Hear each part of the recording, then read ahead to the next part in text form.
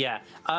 So Well, the spring one was pretty good. No, come on. All right, the spring one, you know, they made it all the way to finals. Summer, obviously. yeah, true. So, I know. Sorry, it was last year Masters. Yeah. Honestly, I've just forced last year out of my mind. that's what's happened. And it was upsetting because obviously they made the right move of transferring 2 of their star players to the main roster, but it really stunted the growth of XL during the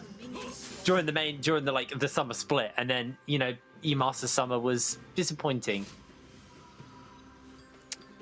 Of course, didn't quite make the distance. I think actually got knocked out in the first round of playoffs. Yeah, knocked out in the first round of playoffs. Yes. I want to say it was to Riddle, though I could be incorrect on that statement. I'd have to go back and look. It was either them or Nordavind, one of the two. Watch me be wrong, and it was actually the other team.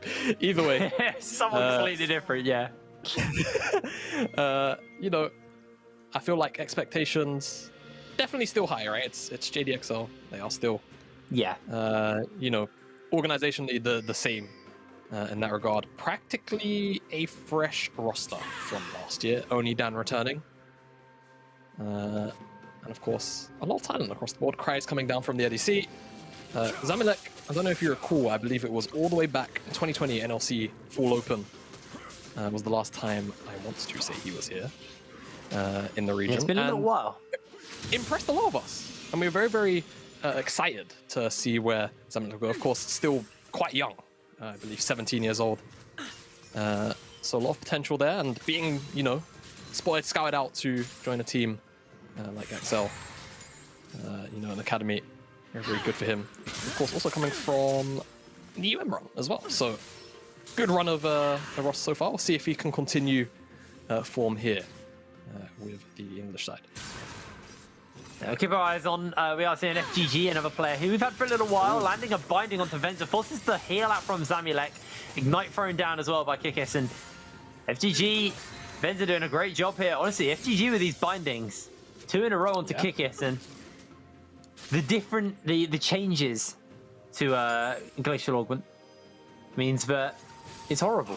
It's big old slows. It's really annoying to play against. Yeah. You get rooted, and then you're also slowed by the Glacial once you are eventually unrooted after the AFK screen of being binded and trapped at the same time.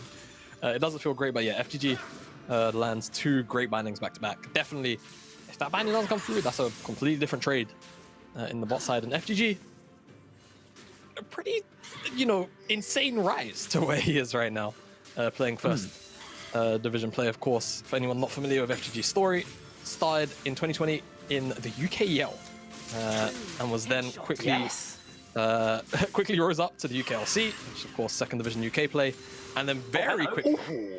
Buckland. Dan's got this. Dan can, he spotted on the ward. He was spotted on the ward. Yeah. So Buckland able to move away to safety. Anyway, carry on about FGG, because it's been an impressive player. And then, of course, I mean, during the short time that we had him in the UKLC, we were quite impressed with him on the Resolve Academy roster. Moved up to the Resolve first team, and whilst Resolve, you know, they didn't have a great amount of success last split, FGG was still a player that really shone through in that roster. So I'm glad that we get to still have him here in the league, and with a very experienced lane partner in Venza, who I'm sure would have been guiding and coaching him quite well. So I think it really makes for a strong pairing in the bottom side. And again, in a meta which is so heavy, and, you know, Caitlyn's, what seems to be Jinx's as well now, these strong 2v2s are very, very valuable. And I think Venza traditionally has been an AD carry that's been pretty good at holding his own. And when he was here on the XL, actually, playing against his old team. Yeah, I was about to say, we've got a bit of a storyline in that own right, don't we? Yeah. Was fed a lot of resources, yes, but still very capable of holding his own. So I think that makes for a very, very strong duo where you've got this very, you know, new and experienced support, this very, very veteran AD carry who can show him the ropes and maybe ascend him to the next level. I'm low-key glad we don't have Orcs anymore, because, man, he would be going on about how he won the UK scene with Venza on XL. Oh, was that He's not even here. He's still doing it. Kryze has actually been caught out, but not going to commit for the kill. Trial by fire here. Yeah. So another gangplank lane. You know, I'm sure you're very happy. Of course, I am. It's a pretty static lane. I think over time, if Gragas plays it out right, then he can just slowly sort of win the war of attrition. But eventually, as Iron Spikes start to come in, depending on what build Cries goes for, of course, you know, Gangplank can just start to have the edge more and more. Oh, hello. Gragas can't really do too much. FTG been spotted. Flashes the wall. Has the slow on for the moment. Viking, you're going to help your support? Or you're going to let him die? Dan's chasing for the kill. Here comes Battler. They're charging in his first blood. The gravity field will pin him in place, though. And Backline will find himself a return kill. Typical jungler, man. Cares more about their camps than supporting their team. Yeah, Viking really wanted that Raptor camp, huh? Was, yeah, not much else to say. I mean, you know, it is FGG technically like face checking into territory that's maybe not quite his just yet. Yeah. But yeah, I mean, Viking realistically wouldn't have been able to have added too much to this simply because he just didn't have Flag and Drag up. True. But it does look pretty comical that he kind of just. It does, however, Dan has to commit quite far, and it does make it a 1-for-1. But you know, first blood, gold swing, yada yada. You get the maths on it. JDXL come out a little bit ahead, but it's practically even anyway. We'll see what exactly Dan can do with that first blood, because Dan is definitely a player that we know to be super aggressive, and also we know him for his Zinzal play. Yes, absolutely. Well, he's fine Viking. FTG is going to roam over Kikis and Zamulek as well. We've seen XL's bot laner experiencing Caitlyn Morgana. I don't see who got the smite. It was Dan. They found the lockdown onto Viking. Here's the cannon barrage as well to slow everybody down. 90 count knack from Venza. Going to be able to get a little bit of a slow at the moment. They flash the Zenith Blade and Dan secures the kill. Venza trying to find a little bit of additional poke damage off while Cry's actually looking for the kill onto the Gragas. Flashes heals. Cast! So close to going down. Yeah. Woo! So unfortunate for both sides. Cries almost finds lethal. It had to have been single-digit HP, and Aleph isn't quite able to get that angle on the cask to send Cries underneath the tower. If he gets that cask, he just flashes away to safety, and well, Cries just dies the tower. So very, very close 1v1 there on the top side, and on the bottom side, full-on fist fight for the Skull Crab, which of course JDXL end up winning out on. They get the crab, they get the kill. Feeling good across the board right now.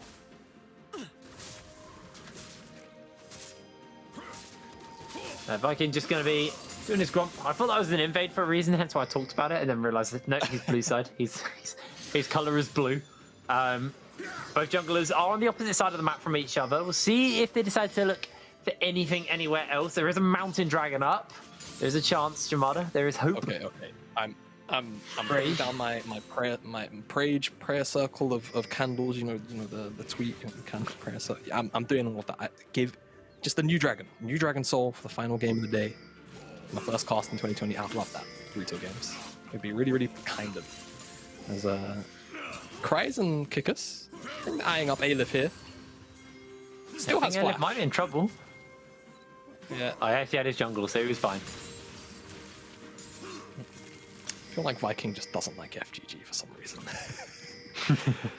Shows up to support Aleph, doesn't quite do it for his support. Something's not right there. But okay, Ooh, going in the mid lane. Venza's going low, 4th shots. Oh wait, yeah. I keep getting baited by no, don't worry about it. Don't worry about it. Dusty forced out of the river as well at the same time. Nice little play there from JDXL on both sides. Just make sure they can secure mid lane priority, and obviously forcing Viking out of the river. Should secure the Herald if they so want it on the next wave or so. Cries has prior here too. You'd imagine they will get the start pretty soon. Maybe just worrying about some kind of weird force and contest from Dusty, but there you go. Dan finally gets onto it. And with the bottom lane still in the bottom side and kick us up here, gives the green flag that they are able to take this one. Should be no contest at all. And as usual, when we see Herald go down, always wondering where they'll put it. And I think this is a pretty interesting game to talk about it, because there's not necessarily like a hyper carry in this game for XL. So I feel like you're kind of comfortable putting it into anybody. You put it into Jhin, well, you know, Jin's like your late game insurance. And when I say hyper carry, I mean like sort of traditional hyper carry, right? Syndra, you get her accelerate, she one-shots people much sooner. Gangplank, you get into that point of Iron Spikes sooner, which is obviously very nice too. So not a bad option. Just wondering where JDXL actually wants to put their eggs.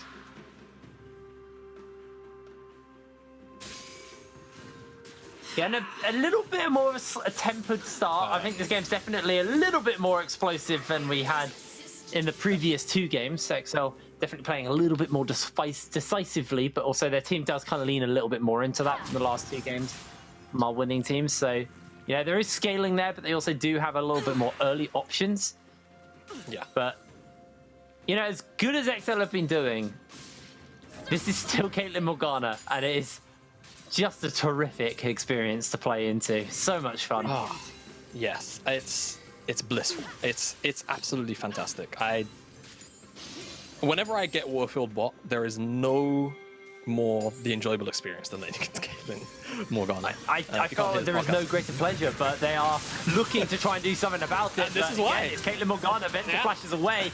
FGG will find himself a kill on the Kickus, and these 4 shots are doing a fair amount of damage. But here comes Dan. Got the Crescent Guard as well. FGG and Venza are so low. Zamulek has flash. Locks one in place. Can they find the kill? Yes, they can. Make it 2.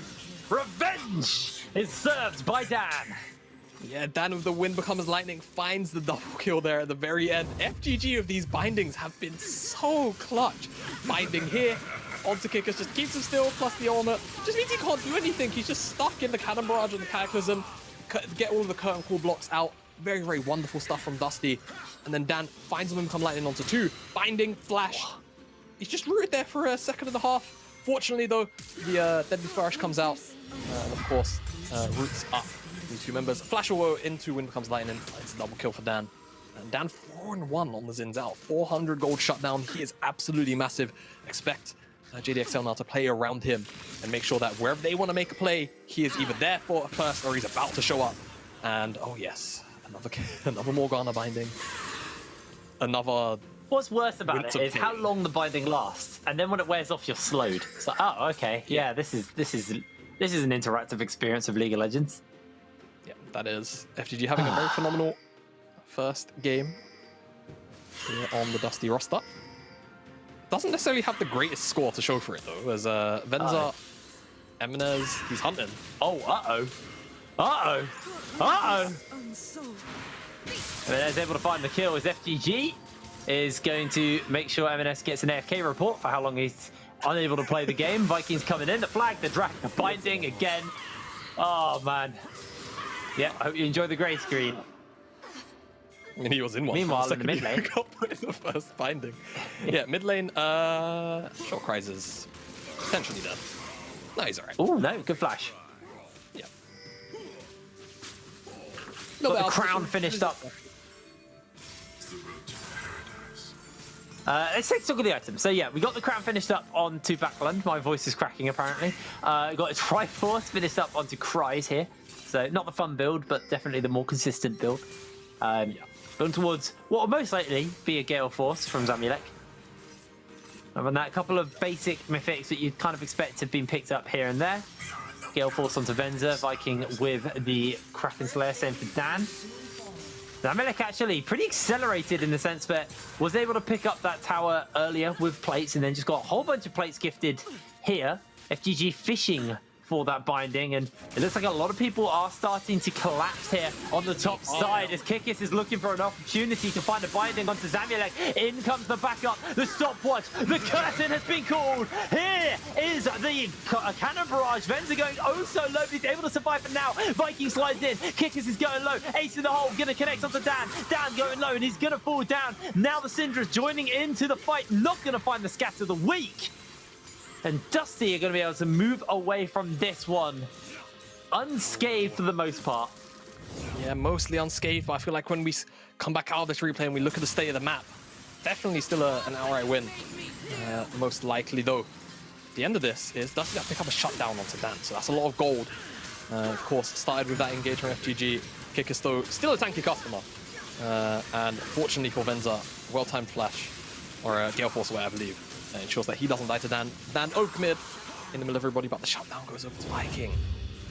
Crucially, I mean, Jarvan can make do quite well with gold, but you want that to go into Backland, into Venza. You want that in one of your carries as 700 gold to accelerate them onto their item spikes. But second dragon is Cloud. Okay, Jake, it's a 50-50. Oh. Ooh, baby, that's what. Yeah, I like those odds. I'm feeling those odds, baby. Dragon's already been started. Let's move down. I want to see this.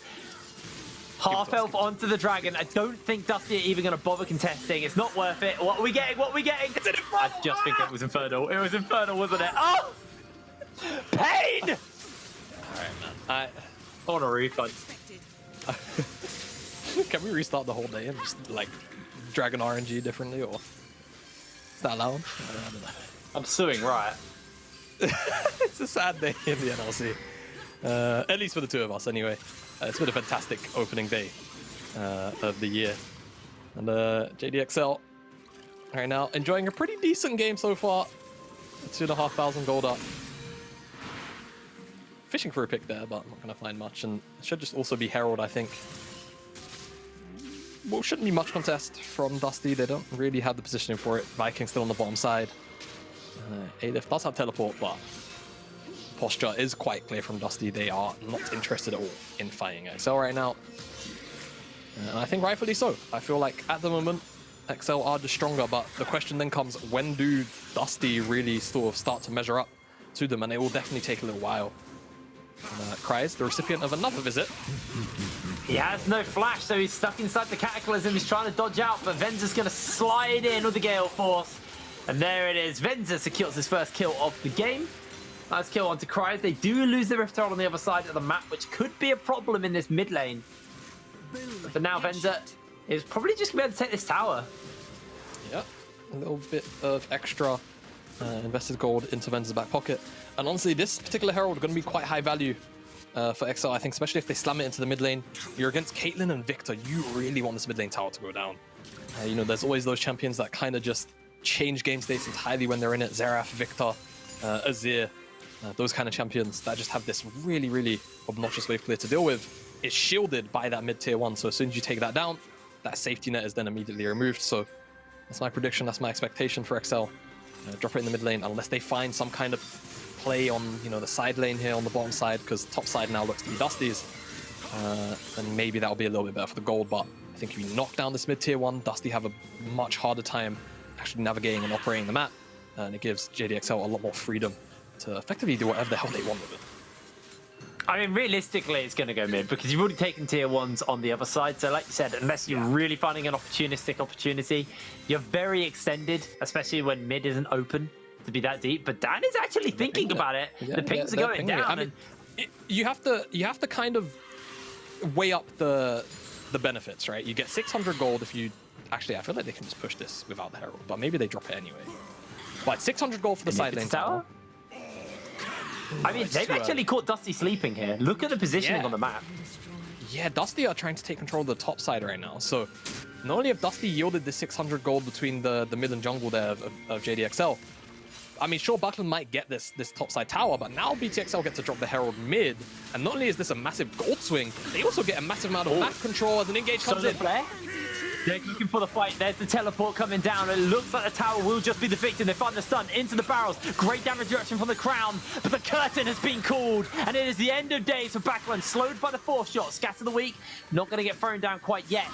And Dusty will lose their lose their mid lane and lose their mid-tier 1 tower. Wow, words are hard. It's been a while since I've done this. It's been a solid 3 minutes. I heard opportunistic. I mean, all right.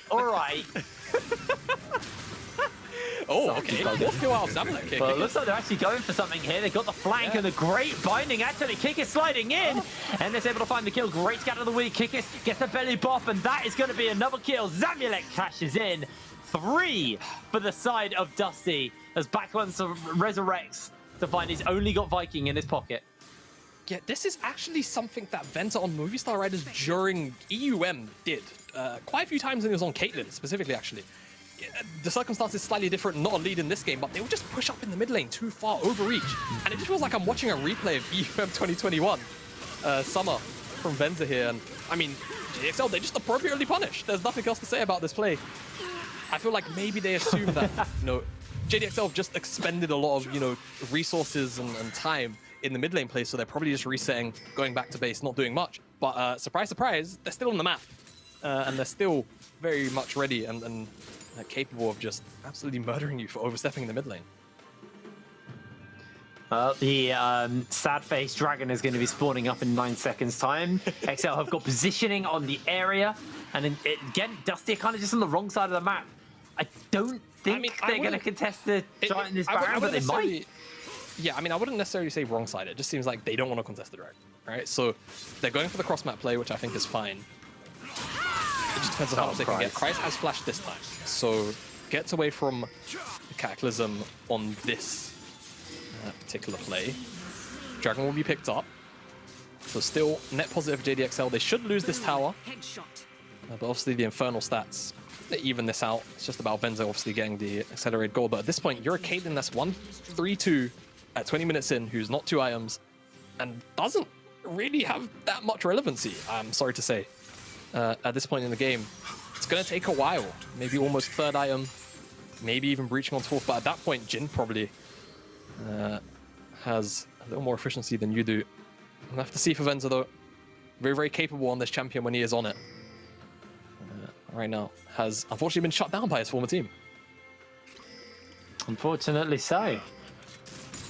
There we are, 21 minutes in. Prize. Got the mortal reminder now.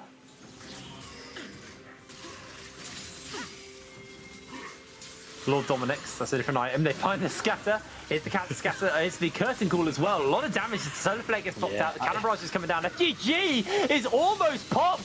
Kikis is looking for the follow-up. They're not going to be able to find it. The binding goes a little bit wide, and they're completely zoned away for the moment. But Kikis slides in, and Venza's taken down by Dan. The unleashed power is not quite enough to get the kill, but the scatter of the week will do so. That's a double onto XL in the mid. Back one being run down. He has no crown to keep himself alive. No damage reduction. MNES has got a double kill, and he's looking for the triple kill.